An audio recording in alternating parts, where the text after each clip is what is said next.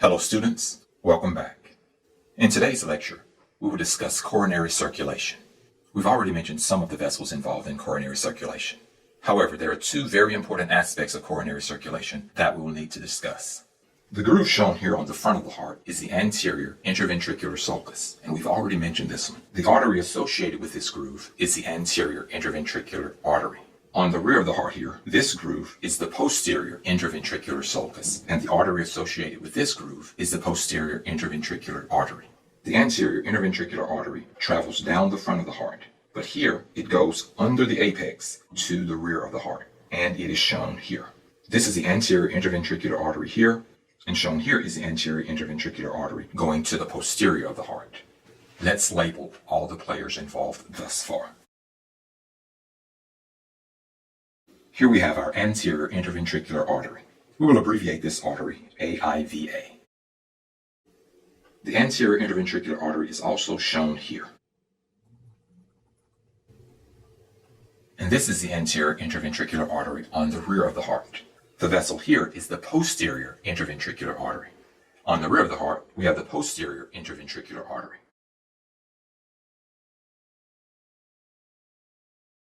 And we will abbreviate this artery PIVA. Let's next discuss what happens between these two arteries. Here we have the posterior interventricular artery on the rear of the heart, and we have the anterior interventricular artery on the rear of the heart. A structure forms between these two arteries. This structure is a vessel. So here we have a vessel which joins the two interventricular arteries. The important point that I want to make here is why this structure forms. What is the value in joining these two arteries together? To answer this question, let's explore a scenario. Let's remove the joining vessel and see what happens without it. Shown here is the posterior or the back of the heart. Let's imagine that there's a clot in the posterior interventricular artery. Shown here is the clot. In this situation, all of the myocardium downstream of the clot would not receive any oxygenated blood, and the tissue would be damaged. The affected heart tissue is shown here. Within minutes, the cells in the myocardium would die. This condition is known as a heart attack or a myocardial infarction. Let's bring back our joining vessel and see what would happen in this situation. The posterior interventricular artery is a branch of the right coronary artery shown here. The anterior interventricular artery is a branch of the left coronary artery shown here. In the event that the posterior interventricular artery is blocked, blood will still be able to reach this cardiac tissue through the anterior interventricular artery through this connecting vessel, and this tissue would not die.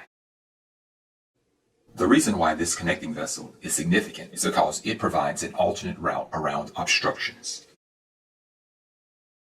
And this prevents a myocardial infarction or a heart attack. A myocardial infarction is also known as a heart attack. Shown here is the blood clot. We've shown here a blood clot as the obstruction. However, there can be any sort of obstruction, such as a fatty deposit.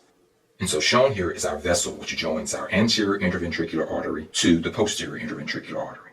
The rationale here is that during a blood clot or during any sort of obstruction, blood will be able to reach this tissue through an alternate route, and this would prevent a myocardial infarction or a heart attack. This structure is known as an anastomosis.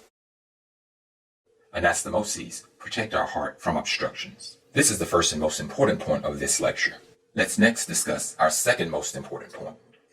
But before we do, I'll need to define two terms. When the left ventricle contracts, blood is pumped from the aorta to all the tissues of the body and back to the heart. This is known as the systemic circuit.